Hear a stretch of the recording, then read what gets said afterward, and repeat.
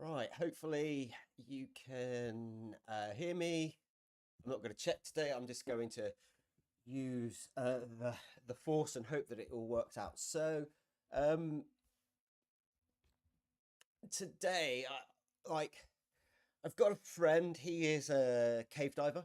He works with a company called the Human Diver, and one of the things they specialize in is looking at like human factors in incidents that happen in cave diving. Which no, I'm not a cave diver, but I understand it's a very serious sport and that accidents happen. And so there is this idea of like the heuristic traps or human factors in sort of avalanche terrain, and uh, this all this what I've got up here comes from uh, avalanche.org, and so we're going to look at kind of this thing called facets today. It's just going to be like a an opener, but I just chatted to my friend this morning. He gave me some further reading, and I just think he does a lot of it with an eye on diving. I definitely want to look at mountaineering, so um, I think there's plenty of opportunity. So what we're going to talk about. So if you're interested, there are more things you can go to. This is from the Human Diver. This is really good. I started reading this. There's 3 or 4 parts up at the moment, but 12 factors that lead to incidents, and basically, uh, this looks at sort of like industrial things, so lack accumulations, and this looks at basically things that humans do. But to start off with, we're just going to look at facets, and effectively, after I chat to my friend, I just flicked through the Book of Faces, and there was a report from the clickbait news site, like I think it was like North Wales News or something, and it was bringing up like the coroner's inquiry of a fatality that happened in North Wales earlier this year, and I'm sure people can, if you want to find out, I'll go to that. You're more than welcome, but I don't really want to focus on saying this happened, this happened. What I want to do is to look at potentially what could have happened, with regards to human factors, with the hope that it helps people avoid them in future. Um, and so basically, this person had gone out with a large group of people. It was described as 20 people. Uh, they were going up, I believe, Triven, and then a group split off to do a harder route. Now, it's very hard. He doesn't mention it. I don't know the actual incident. I think they probably separated off to do Notcherette, which is a different variation to the North Tower on the North Ridge, and somebody fell off and tragically died. Now, you can, of course, find that, and what I want to make really apparent is I'm not trying to attribute blame. I'm just trying to look at this and ask what could have happened and what could we do to stop it with this idea of facets. So the facet acronym uses it was designed by this Ian Cameron, and its familiarity. So if we're familiar with the terrain we're in, we tend to make much riskier decisions than if we're in unfamiliar terrain. So basically, you feel more at home. You're less likely to think this is risky. Um, the other one is acceptance, and this is people that go out in groups want to be accepted by the groups, and they tend to engage in risky activities in order to impress. I refer to it often as peacocking. Um, and accidents happen more often, or sorry, parties that include females often make riskier decisions, and that's not the females, that is the males showing off. Now, there was some really good research done. I think it was out of Bristol or somewhere like that. It was a psychological experiment. And basically, a researcher just went to a skate park, or two researchers, I should say. One was male and one was quite an attractive female. And what they did is they just filmed people and looked at kind of what they were doing before and after, or with one person and the other.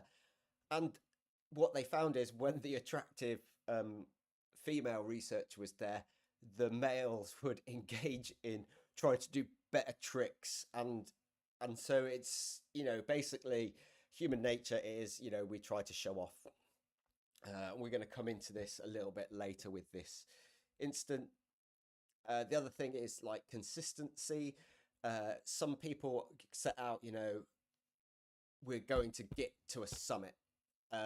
Now, I've had this with groups on Snowdon where, they're like, we are going to the summit. And I'm like, the weather is not appropriate. You are not, and I've had to, at times I've basically gone to large groups and I've lowered the actual, like, we're only going up this high because of the weather. You've not got the equipment, you've not got the experience. It's just going to be a nightmare. And so, you get this a lot in with people, especially on Snowdon, and like the biggest mountains is like, they have to get to the summit come hell or high water, and they take undue risks. The next one of the facets is the expert halo. Now, often, whether or not you like it or not, if you go out with me, then I am the leader, and it's a fairly defined thing. Take I am take on the responsibility of your safety. Uh, However, if you just go out with friends, and if it's just a few friends, you go out with friends, you often know each other quite well. So there'll be one person that's the most experienced, or if you're equal experience, you kind of divvy it up. When you get into larger parties with like unknown number of people and unknown people, you could get into a situation where the person with the most experience might not be the most outspoken person, and what you get is somebody who is just bolshy, takes control, and as a result, they are making uh, the decisions for the group, and actually that person isn't experienced enough. But they probably, because they're arrogant, they feel that they are. And what we call that is, it's very simple, the Dunning-Kruger effect, which we'll go into a bit more. But basically, people without the long, who are just starting out often feel that they know what they're doing, but they actually don't. The next one is like tracks or scarcity. Um, so in skiing, it might be, oh, these tracks won't be here tomorrow. We're going to have to ski it today. Whereas what you want to be doing is thinking, is this the right day to do it? Now, is in the mountains, often we get a weather window, and so we try and get everything done then, regardless of whether the conditions are actually right and we're in the right condition, or it's the right route for us. And then the other one is sort of social facilitation, which is groups often make risky decisions when they see other people doing something. So, if you happen to see me soloing up a grade 2 scramble, you might think, oh, it's fine. But what you won't know is, I have 25 years experience of doing that. I am a very proficient rock climber, and it is an easy day for me, whereas for other people it might not be. Um,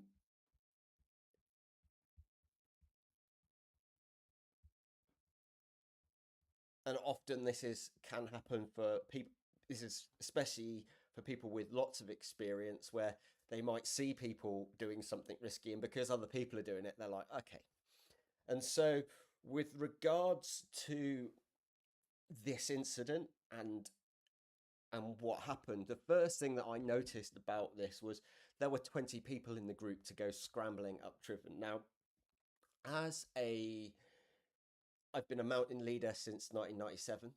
The mountain leader qualification, for people who don't know, actually doesn't really mention graded scrambling in it. It has security on steep ground, and it stays away from naming graded scrambles. Now, there's a lot of MLs who will have guided Triven with groups of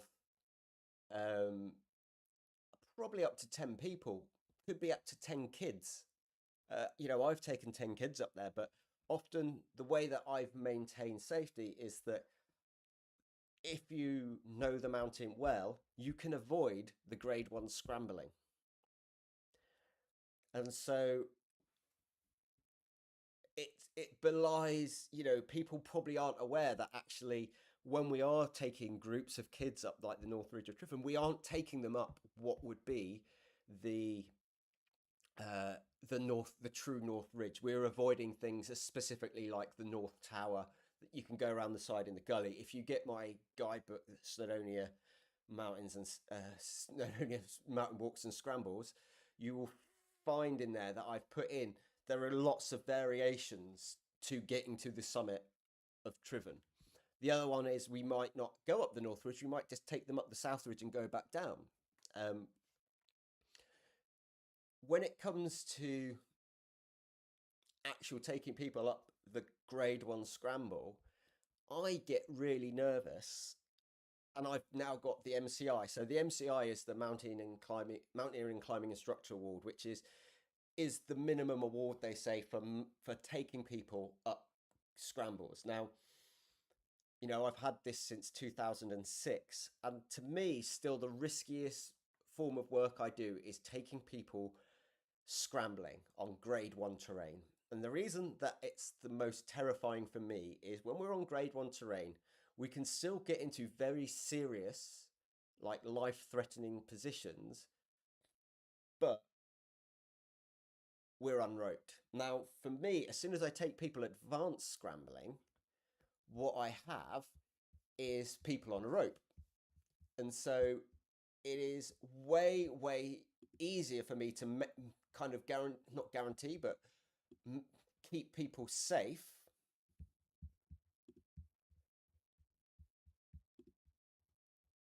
if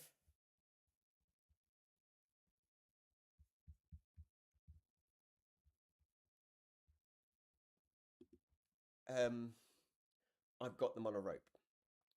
And so for me, the fact that we had 20 people going out for a day scrambling instantly raises alarm bells. You're going to have, it's very hard to manage them, but B, it's quite tricky when it comes to who is actually in charge of the group. Now, I don't know anything about this group, but it strikes me that it's kind of maybe a social media gathering. There is, and I think there's a lot of the local rescue teams are finding it quite frustrating with social media influences like, I'm going to lead you up, stuff like this, and they aren't qualified. They don't have to be, but they also are doing stuff where, as when I was learning my ML, one of the sort of trainees said to me, it's not the risks you're taking that are going to kill you, it's the risks you don't know you're taking. And so, yeah, just be aware that people that are, pseudo leaders, they aren't necessarily qualified, aren't necessarily going to know all of the pitfalls that can occur when that happens. So we've got a lot of people, which means that, potentially we've got the acceptance. So we've got people trying to be accepted as party members. So they're engaging in potentially riskier activity. And in this incident, it was a female it was a mixed group. And so we also know that there is some peacocking involved, and I'm not saying there was, but that is a potential. And actually, if you don't consider things like that, then you're going to make the same mistakes again and again. whoever arranged this, when the group split, who was in charge of the groups, was the person, it's quite hard. um Again, it's quite, Triven is one of the first, it's a popular mountain to start scrambling on.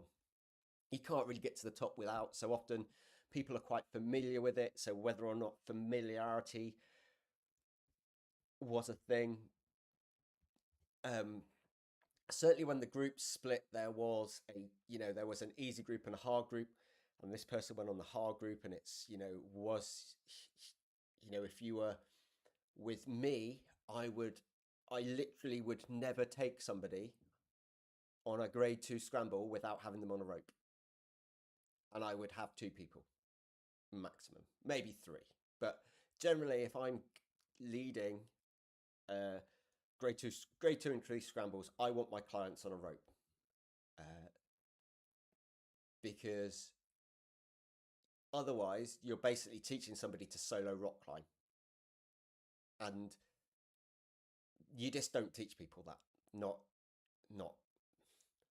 in that way.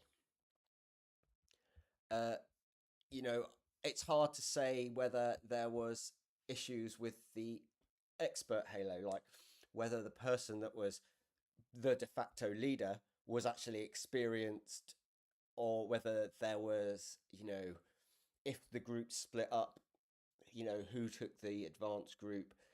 And this is, this is a major thing. It's like, I don't know whether this was a social media mix up or whether it was a paid group. If you pay for somebody to take you to do something, their focus should be on giving you a day out that's specific to your needs. If you go out and tag along with a social media influencer, they're going to go out for their day and just hope that you can keep up. And I've seen many examples of this, where I've seen large groups from social media going out scrambling, and basically it's follow my leader, which, if you just say bend the knees and follow me, and you just go up and you're not actually looking at what's going on with the people you're with, that is not leadership. That is just, you are the head sheep. You aren't a leader. The other thing that I looked into with this incident was, on the date that it happened was back at the beginning of this year, and there was shit weather, and then there was a good weather window over a weekend, specifically on the Saturday, and then it was getting shit again. So again, we've got this kind of like potential that there was some scarcity in conditions, like maybe that day was the only day and we've got to get everything done, and so that potentially played into this incident. And then finally, there this whole kind of social facilitation of like just following the crowd, of like, I don't think it's very hard for somebody who's maybe not, if somebody like me, or an experienced instructor was there, they would probably say something, but it's very hard to stand up and say, whoa, do you really think we should be going up there? What are the experiences? How, often there is a lack of communication because nobody wants to speak up. I've seen it quite a few times where somebody's, I've spoken up, and everyone else has gone, oh man, I'm glad you said that because I was thinking that. And it's like, it's really hard to buck the social trends and be that person that's going to like be the Debbie Downer, but actually that's often what's required.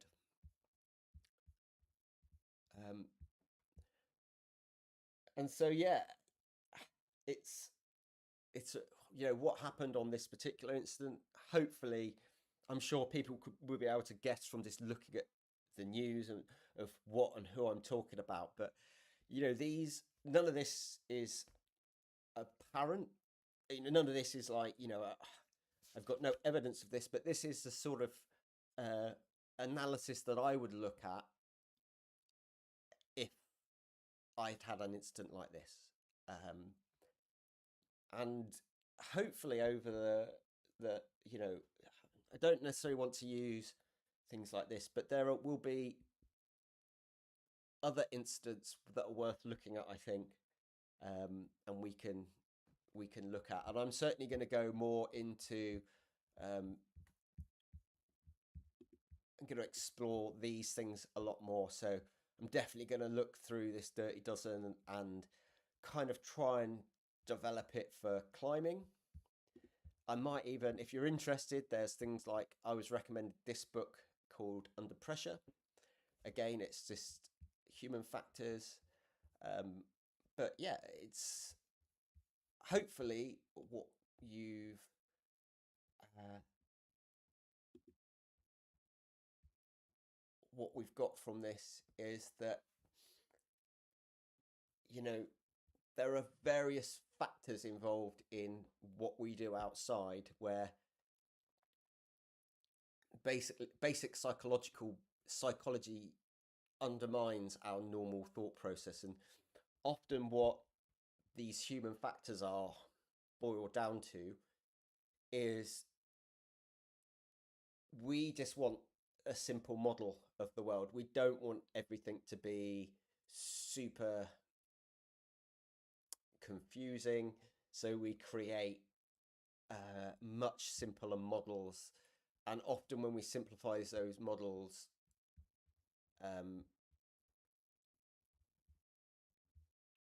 we can miss vital bits of information. So hopefully that's given you a brief look at the facets. So familiarity, acceptance, consistency, expert halo,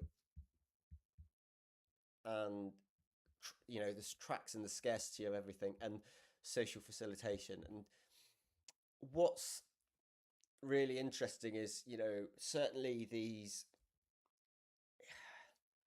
when you get these social media, let's call them influencers, running these sort of guided experiences,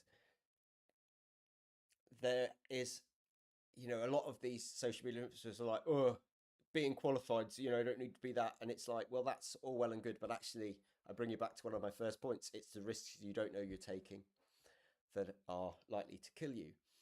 But also, when you do this, whether you like it or not, you are taking on legal responsibilities. If you remember I think I did some news things a week or so ago about the Sup Pembroke tragedy, where again, a couple of people died when somebody that wasn't qualified was guiding down a river.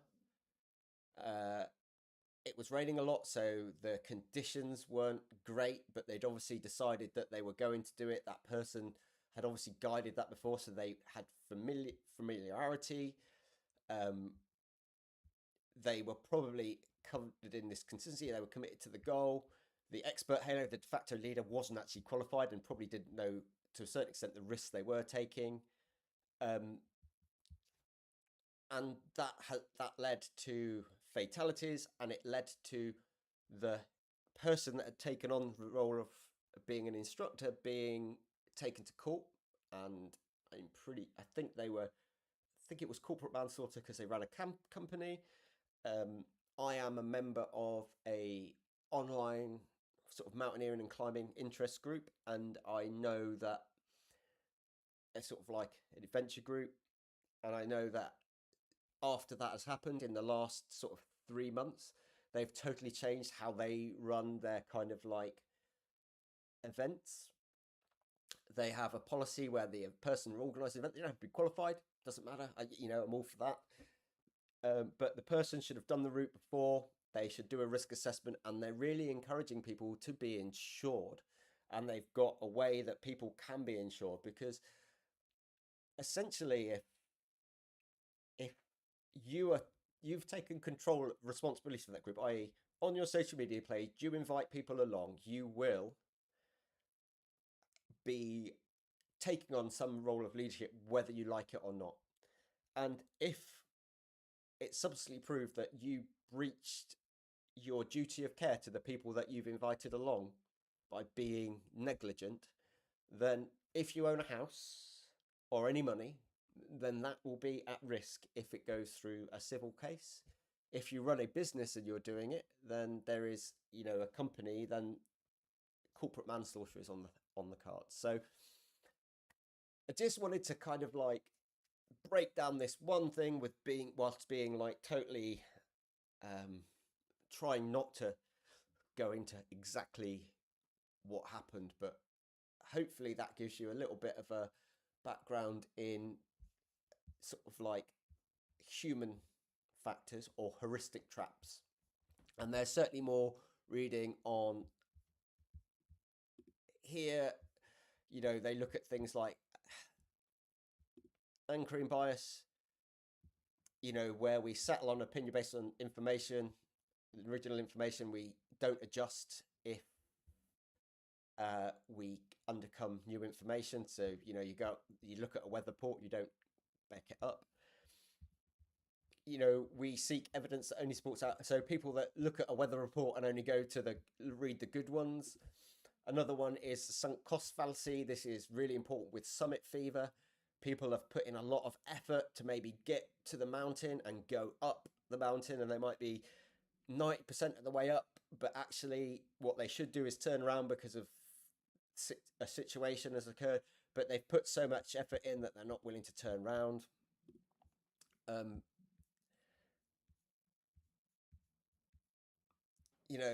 This one, opportunity costs.